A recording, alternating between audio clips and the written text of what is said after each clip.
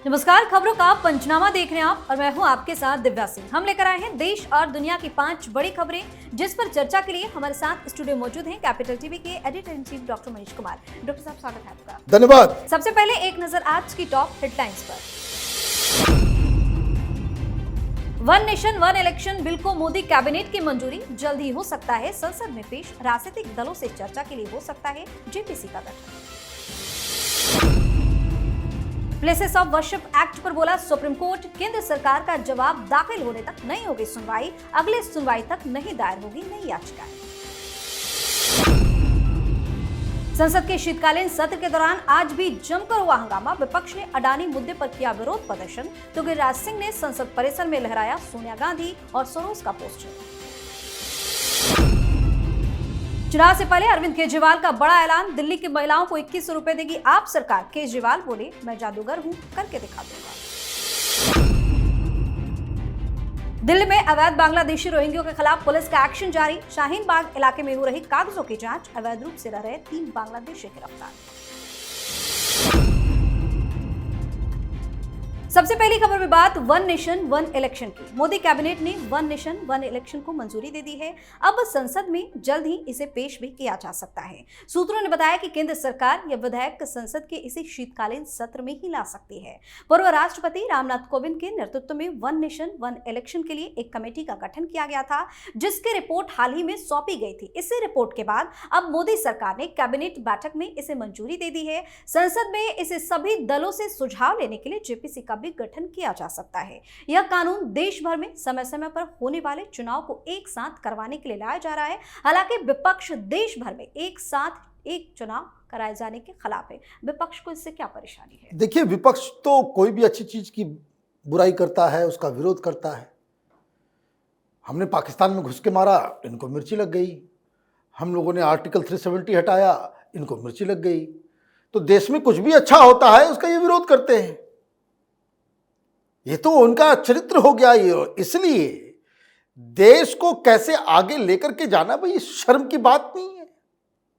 अभी लोकसभा चुनाव हुआ, लोकसभा चुनाव में प्रचार प्रसार 3-4 महीने सबके बर्बाद हुए। वो खत्म नहीं हुआ कि बस शुरू हो गया जम्मू कश्मीर और हरियाणा। हरियाणा खत्म नहीं हुआ, महाराष्ट्र शुरू हो गया। अभी महाराष्ट्र खत्म हुआ है, अब देखिए शुरू हो गया, अब दिल्ली शुरू हो गया। भाई काम क्यों करेंगे, कब तक करेंगे ये तमाम राजनेता ये दिन रात नेतागिरी करेंगे, प्रचार प्रसार में ही टाइम बर्बाद करेंगे। भाई राहुल गांधी को बहुत फुर्सत है तो उनको नहीं समझ में आता, लेकिन देश चलाने वाली पार्टियों, सरकार चलाने वाली पार्टियां, उनके पास तो जिम्मेदारी होती है और कोई नई बात नहीं हो रही है। ये कांग्रेस के पापों का एक फल है कि हिंदुस्तान में हर 3-4 महीने के बाद चुनाव शुरू हो जाता है। क्यों ऐसा मैं क्यों कह रहा हूं? क्योंकि जो ओरिजिनल संविधान था उसमें चुनाव के लिए कोई अलग अलग राज्यों में चुनाव होंगे, अलग अलग समय पे होंगे, ये तरीका नहीं था। आजादी के 20 साल तक इस पूरे देश में एक बार ही असेंबली और एक ही बार में लोकसभा का चुनाव हुआ करता था। 20 साल तक वन नेशन वन इलेक्शन हुआ। लेकिन कांग्रेसियों की जो बीमारी है, यहां की सरकार गिरा दो, वहां की सरकार गिरा दो, तो क्या हुआ उससे? सरकार गिराते चले गए और 6 महीने में वहां पे चुनाव करना लाजमी हो जाता है कानून के हिसाब से। तो ये पूरा कैलेंडर खराब कर दिया इन लोगों ने। प्रधानमंत्री मोदी और सरकार की तरफ से वो ये कहना चाह रहे हैं कि भाई 4 महीने तय कर लो, एक बार 5 साल में 4 महीने तय कर लो और सारे चुनाव कर डालो। पैसा भी बचेगा, टाइम भी बचेगा और फिर आप कायदे से काम कर पाओगे। तो ये मुझे लगता है कि बहुत सही डिसीजन है, कैबिनेट का फैसला हुआ है। अब ये पार्लियामेंट के कमेटी में जाएगा और कमेटी के अंदर मुझे लगता है कि गुड सेंस विल प्रिवेल और सारे चुनाव जो है एक साथ हो, ये पारित होकर के रहेगा। जी, वहीं सुप्रीम कोर्ट में प्लेसेस ऑफ वर्शिप एक्ट 1991 की कुछ प्रावधानों की वैधता को चुनौती देने वाली जनहित याचिकाओं की सुनवाई हुई। चीफ जस्टिस संजीव खन्ना ने कहा कि जब तक इस मामले पर केंद्र सरकार का जवाब दाखिल नहीं हो जाता तब तक इस पर सुनवाई नहीं होगी। उन्होंने कहा कि केंद्र सरकार ने अब तक जवाब दाखिल नहीं किया है, जिसके बाद सॉलिसिटर जनरल ने कहा कि जवाब जल्द ही दाखिल किया जाएगा। सुप्रीम कोर्ट ने यह भी कहा कि अगली सुनवाई तक नई याचिका दायर की जा सकती है, लेकिन उन्हें रजिस्टर नहीं किया जाएगा। सीजेआई संजीव खन्ना ने केंद्र को जवाब दाखिल करने के लिए 4 हफ्ते का समय भी दिया है। सीजेआई ने यह भी कहा है कि विभिन्न कोर्ट में जो ऐसे मामलों में सुनवाई कर रही है, वे सुप्रीम कोर्ट में अगली सुनवाई तक कोई भी अंतिम आदेश जारी नहीं करेगी और ना ही सर्वे पर कोई आदेश देगी। वर्शिप एक्ट को लेकर सुनवाई हुई, क्या कुछ हुआ आज? देखिए, जुडिशरी जो है टाल मटोल कर रही है। 2020 में ये पहला PIL डाला गया अश्विनी उपाध्याय जी की तरफ से कि ये बकवास कानून है, हटाइए इसको। ये मुसलमानों के वोट के चक्कर में ये राम मंदिर का विवाद जब शुरू हुआ तो आपने एक ऐसा कानून बना दिया, उससे हमारा बहुत सारे फंडामेंटल राइट्स जो है वो खराब हो रहे हैं। ये तो अन्याय है, ये तो संविधान के खिलाफ बनाया गया कानून है, इसलिए इसको खत्म कीजिए। तो 2021 में सुनवाई हुई, तो सुनवाई तो ऐसी ही होगी क्योंकि सरकार कानून के कस्टोडियन है। तो वो कहा गया कि भैया ऐसा है कि भाई आप बताओ क्या करना है, इसके ऊपर अपनी राय दो। सरकार सो गई। अब आ गया है 2025 आने वाला है, 4 सप्ताह में अगला सुनवाई तो जनवरी में होगा। अब ये जो अचानक से ज्ञानवापी, अजमेर दरगाह, संभल, भोजशाला ये शुरू हुआ, ये बिलबिलाए। तो मुस्लिम लीग की तरफ से, मुस्लिम स्कॉलर की तरफ से, जमात इस्लामी की तरफ से, तो पर्सनल लॉ बोर्ड की तरफ से, आज तो CPM भी आ गई, NCP भी आ गई, बहुत सारी पॉलिटिकल पार्टी आ गई, RJD भी आ गई, सब पिटिशन कि देखो हमने बचाया तुमको। 6 पार्टियां है ना, सारे लोग घुस गए, मुसलमानों के रक्षक हम हैं। तो इनको लगा कि भाई पहले ही के सुनवाई में खत्म हो जाएगा। नहीं, तो सरकार फिर याद आया कि अरे सरकार को तो बोले हुए हैं। तो सरकार को बोला गया कि भाई आप अपना जवाब फाइल कीजिए, अभी तक आपने फाइल नहीं किया है। तो कहा कि भाई अगले 4 सप्ताह में जो हम कर देंगे। जो मुझे लग रहा है जो इस केस में हुआ, जो आप देखिए 2-3 विवादित अभी मामला चला, ट्रिपल तलाक वाला मामला चला, कानून पास हुआ ना, क्या हुआ? ये ऐसा ही केस था पड़ा हुआ, कहाँ? सुप्रीम कोर्ट में। तो सरकार ने कहा कि हम लोग इसके ऊपर कुछ कानून बनाने चाह रहे हैं। तो 4 सप्ताह के बाद शॉक लगेगा, ध्यान रखिएगा।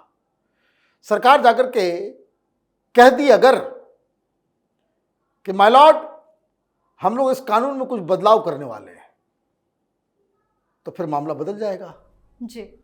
और फिलहाल क्या हो रहा है ये भी समझ लीजिए। झटका लगा है मुस्लिम पक्ष को, क्योंकि ये लोग कहते कि सर्वे ना हो। अभी संभल में सर्वे किया, वो बोला हुआ है, अभी मथुरा में सर्वे चल रहा है, सब जगह सर्वे का ऑर्डर हो गया है। तो जो सर्वे का ऑर्डर हुआ है वो वापस नहीं होगा, मतलब सर्वे चलता रहेगा, सर्वे चलता रहेगा। सुप्रीम कोर्ट ने बस इतना कहा है कि भाई जितना काम जो चल रहा है वो चलने दो, कोई नया मामला लेकर के मत आ जाना। और दूसरा कि अभी कोई फैसला मत सुना देना, एक बार इस कानून को जो है। और मैं आपको बता दूं, ये कानून टिकेगा नहीं, ये कानून टिकेगा नहीं। ये अनर्गल चीजें नहीं हो सकती कि आप कोई विदेशी आक्रांता आया, हिंदुस्तान में कोहराम मचाया, हमें हमारी मंदिरों को तोड़ के वहां मस्जिद बना दिया, तो वो मस्जिद परमानेंट हो गया। आप ये कहीं भाई हमारी मिल्कियत हो गई। तो ये कानून तो चलेगा नहीं। जी, इस खबर में बात संसद परिसर में हंगामे की। संसद का शीतकालीन सत्र चल रहा है और सेशन की शुरुआत से सदन में अडानी और सरोज सहित कई मुद्दों को लेकर हंगामे का दौर भी देखने को मिल रहा है। इंडिया गठबंधन की तरफ से अडानी मुद्दे को हवा दी जा रही है, तो अब बीजेपी ने भी सरोज का मुद्दा उठाकर विपक्ष की बोलती बंद कर दी है। बता दें कि आज भी विपक्ष की तरफ से अडानी मुद्दे पर संसद परिसर में प्रोटेस्ट किया गया। विपक्षी सांसदों ने देश बिकने नहीं देंगे नारे के साथ विरोध प्रदर्शन किया, तो भारतीय जनता पार्टी भी पीछे नहीं रही। इनकी तरफ से भी सरोज मुद्दे को लेकर संसद में प्रोटेस्ट किया गया। बीजेपी सांसद और केंद्रीय मंत्री गिरिराज सिंह ने संसद परिसर में सोनिया गांधी और सरोज का पोस्टर भी लहराया। अब तो नहले पे दहला देखने को मिल रहा है। देखिए, विपक्ष नहीं कर रहा है प्रोटेस्ट। ये विपक्ष है कहां? ये कांग्रेस बच गई है, विपक्ष वाले सब चले गए। आज तो राहुल गांधी भी चले गए हाथरस घूमने। कोई कुछ हो ही नहीं पा रहा है। कभी टी शर्ट पहन लिया, तो कभी बैग लटका लिया, कभी स्टिकर बांध लिया, तो कभी कोई बैग बांट दिया, तो कभी फूल बांट रहे हैं। कोई काम नहीं आया। सारा पीआर एक्सरसाइज जो है it went into the drain, खत्म हो गया, नाले में बह गया। आप भाग लिए। अब क्या है, सब खत्म होने वाला है। 2 दिन चलेगा संविधान। संविधान पर चर्चा होगी, उसमें भी इनकी मुंह की खानी पड़ेगी इनको। ये पता नहीं किसने सजेशन दिया कि संविधान के ऊपर डिस्कशन करेंगे। कांग्रेस का डिमांड था। प्रधानमंत्री मोदी से पहले 5-6 साल छोड़ दीजिए तो कांग्रेस पार्टी सरकार में रही। संविधान को तार तार करने का काम कांग्रेस पार्टी नहीं किया। किस आदमी ने ये अकल दिया कि संविधान के ऊपर चर्चा करनी है? हो गया, संविधान दिवस बन गया, हो गया, मामला खत्म। आपको अपनी ही किरकिरी करवानी है और देखिएगा आप किरकिरी होगी। तो ये नहले पे दहला एक और लेकर के आ गए। कैसे ठीक है, संविधान के बाद 1 नेशन 1 इलेक्शन भी करेंगे। ये विपक्ष टूट गया। राहुल गांधी अकेले पड़ गए। ममता बनर्जी सबको धन्यवाद दे रही हैं कि इंडी गठबंधन का लीडर चुनने के लिए हमको। लालू यादव भी कांग्रेस के खिलाफ, शरद पवार भी कांग्रेस के खिलाफ, केजरीवाल भी कांग्रेस के खिलाफ, अखिलेश यादव भी कांग्रेस पार्टी के खिलाफ, ममता बनर्जी तो है, तो बचा कौन? तो ये विपक्ष नाम की चिड़िया वो उड़ गई। अब सिर्फ जो बचा हुआ है कांग्रेस पार्टी और राहुल गांधी की जिद। जी, और अब बात केजरीवाल की। दिल्ली कैबिनेट ने महिला सम्मान योजना को पास कर दिया। इस योजना के तहत महिलाओं को हर महीने 1000 रुपए मिलेंगे। दिल्ली के पूर्व मुख्यमंत्री ने 2024 के बजट में इसका ऐलान किया था। 18 से 60 साल तक की महिलाओं को इस योजना का लाभ मिलेगा। इस योजना के लाभार्थियों की संख्या करीब 38 लाख है। चुनाव के बाद महिलाओं को इस योजना के तहत 2100 रुपए दिए जाएंगे। केजरीवाल ने कहा कि मैं वादा किया था कि हर महिला के अकाउंट में 1000 डलवाऊंगा। आगे कहा कि मैंने मार्च में ऐलान किया था, अप्रैल में लागू होने की उम्मीद थी, लेकिन इन्होंने मुझे जेल भेज दिया था। वापस लौटकर आतिशी के साथ कोशिश की और अब काम हो रहा है। साथ ही कहा कि मैं जादूगर हूं, जादू करके दिखा दूंगा। कौन सी जादू की बात कर रहे हैं केजरीवाल? देखिए, आपको तो जेल भेज दिया गया। आप बहाना बनाना, मैं बार बार कहता हूं, ये आदमी झूठ बोलने में बड़ा उस्ताद है। ये हिंदुस्तान की राजनीति का नटवर लाल है। पढ़े लिखे लोगों को भी कंफ्यूज कर देगा और लोग जो है बिलीव कर लेंगे। आरती उतारे मीडिया वाले कि कोई मास्टर स्ट्रोक हो गया। ये लाडकी बहना में जैसे बीजेपी जीत गई है, झारखंड में इस तरह की योजना से सोरेन जीत गए, ये उसी तरह से केजरीवाल जीत जाएंगे। फर्क समझ लीजिए, फर्क समझ लीजिए। उसमें बैंक अकाउंट में पैसा गया था, ये अभी भी हवाबाजी कर रहा है। भाई, आप आए लोकसभा में बाहर, आपने कहा बस चुनाव के बाद, आपने कहा पिछली बार लोकसभा चुनाव के बाद हम देंगे, दिल्ली का काम रुकने नहीं देंगे। बताइए क्या क्या कहता था। और आज ये कह रहा है कि हमको जेल भेज दिया गया इसलिए काम रुक गया। तो आप इस्तीफा दे दिए होते। किसने कहा था कि वे जेल से रह करके सरकार चलाएंगे? चली, इसका मतलब सरकार नहीं चली। तुम झूठ बोल रहे थे, अभी तक लोगों को बरगला रहे थे, काम रुक गया। आप भी कह रहे हो। तो पता नहीं कितना मुंह है इसके पास। हर 5 दिन में जो है अपने बातों को जो है वो पलट देता है। अब तुम्हारी किस हैसियत से तुमने इसे घोषणा की? फैसला सरकार का है तो ये घोषणा मुख्यमंत्री करेंगी ना। तानाशाही पढ़ाते हो दूसरे को, हाँ? माने हुकूमत चल रही है तुम्हारी पार्टी सरकार के ऊपर, माने अनअकाउंटेबल डिक्टेटर की तरह तुम काम कर रहे हो। आप घोषणा भी कर दिया और ये भी कह दिया कि भाई देखिए 15 दिन में घोषणा हो जाएगी चुनाव की। 15 दिन में नहीं हुआ तो बहुत बड़ा ये झूठ बोलने वाला व्यक्ति है ना, क्योंकि ये यहां मैं जेल चला गया तो ये हो गया तो वो हो गया, सारी बातें कह दिए। पंजाब में किसने रोक लिया? ये तो तुम पंजाब में पहले ही घोषणा किए हुए थे चुनाव से पहले कि सबको पैसे देंगे, 1000 रुपए हर बहनों को, हर माँ को देंगे। अभी तक मिला? अभी तक मिला क्या?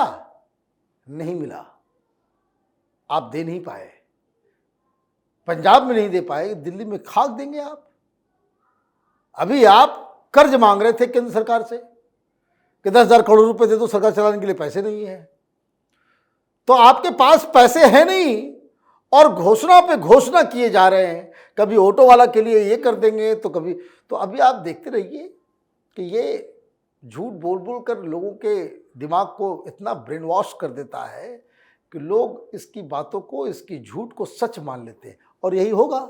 जी, आखिरी खबर में बात बांग्लादेशियों पर एक्शन की। आगामी विधानसभा चुनाव से पहले अवैध रूप से दिल्ली में रह रहे रोहिंग्याओं और बांग्लादेशियों के खिलाफ कार्रवाई शुरू कर दी गई है। दिल्ली के एलजी वीके सक्सेना ने आदेश दिया था कि दिल्ली में अवैध रूप से रह रहे रोहिंग्याओं और घुसपैठियों के खिलाफ कार्रवाई की जाए। दिल्ली पुलिस ने आदेश का पालन करते हुए घुसपैठियों के खिलाफ कार्रवाई तेज कर दी है। पुलिस ने कालिंदी कुंज इलाके और सीलमपुर इलाके समेत कई अन्य इलाकों में जांच शुरू की। झुग्गी झोपड़ी में रहने वाले लोगों के दस्तावेजों की जांच भी की जा रही है। वहीं पुलिस ने अवैध तरीके से दिल्ली में रह रहे 3 बांग्लादेशियों को हिरासत में लिया है। इतना ही नहीं, जमीन के मालिकों को भी दिल्ली पुलिस ने हिरासत में ले लिया है और उन पर बिना वेरिफिकेशन के झुग्गी किराए पर देने का आरोप है। सर्च ऑपरेशन जारी है, तमाम तरीके के एक्शन लिए जा रहे हैं। बवाल क्यों मचा हुआ है? आपने कहा कालिंदी कुंज में सर्च चल रहा है, ये कौन सी जगह है कालिंदी कुंज? ये अखबार वाले भी जो है और मीडिया वाले उसको घुमाने की कोशिश करते हैं। शाहीन बाग के पास है वो, जहां नारे लगे थे कागज नहीं दिखाएंगे, है ना? अब कागज दिखाओ। कागज नहीं दिखाओगे तो पोटली में बांध करके पद्मा नदी में भेज दिया जाएगा। जाइए आप उस पार। 7 लाख बांग्लादेशी हैं। 25 कंस्टिट्यूंसी के ऊपर इनके वोटों का असर होता है। ये 25 की 25 सीटें अरविंद केजरीवाल जीतता है। 2 ऑप्शन दे दीजिए, ये बांग्लादेशियों को 2 ऑप्शन दे दीजिए, कट लो या फिर तुम लोगों को कंसंट्रेशन कैंप में डाला जाएगा। सीधा धर्मशाला बनाया हुआ है, देश को धर्मशाला बनाया हुआ है। ये सीमापुरी में पुलिस वाले गए, विरोध शुरू कर दिया कि खबरदार, जो हमसे मांगा तुमने आधार कार्ड और ये वो, पुलिस फोर्स लगाना पड़ा एक्स्ट्रा। अभी आप देखते जाइए कि क्या होगा। दिल्ली पुलिस वाले के ऊपर पिटाई ना हो जाए, आप देखिए 1-2 दिन के अंदर में आ जाएगा कि ये लोग जो है, क्योंकि पहले हुआ है सीमापुरी में बांग्लादेशियों ने तो पुलिस की भी पिटाई की है, तो मैं जानता हूं। लेकिन उस समय सरकार कांग्रेस पार्टी की होती थी तो दिल्ली पुलिस के लोग पिट पिटा करके आ जाते थे। अभी एलजी ने 2 महीने का समय दिया है। ये नासूर जो है, जो ड्रग पेडलिंग, चोरी, डकैती, स्नैचिंग, प्रोस्टिट्यूशन, ये जो दिल्ली में गंदगी फैलाते हैं बांग्लादेशी, इनको तो जैसे घर में क्या तो मच्छर घुस जाते कैसे मारते हैं हम लोग, काला हिट, है ना? तो वो हिट लगाना जरूरी है। They are unwanted here and they must go back. Hindustan ये सेकुलर पार्टियों के लिए ये वोट बैंक हैं, उनके बचाव में खड़े हो जाएंगे, इनके बचाव में खड़े हो जाएंगे। और बांग्लादेश में हिंदुओं को मारा जा रहा है तो इनके मुंह में दही जम जाती है। तो they must be culled out, इन लोगों को भेजा जाए बाहर। बहुत जो है हिंदुस्तान को इन लोगों ने धर्मशाला बना करके रखा हुआ था। बहुत बहुत धन्यवाद सर तमाम जानकारी के लिए। धन्यवाद। खबरों का पंचनामा में आज के लिए इतना ही। देश और विदेश की बाकी खबरों और उनके सटीक एनालिसिस के लिए देखते रहिए कैपिटल टीवी। हमें लाइक कीजिए, शेयर कीजिए और हाँ, कैपिटल टीवी को सब्सक्राइब करना बिल्कुल ना भूलें। धन्यवाद।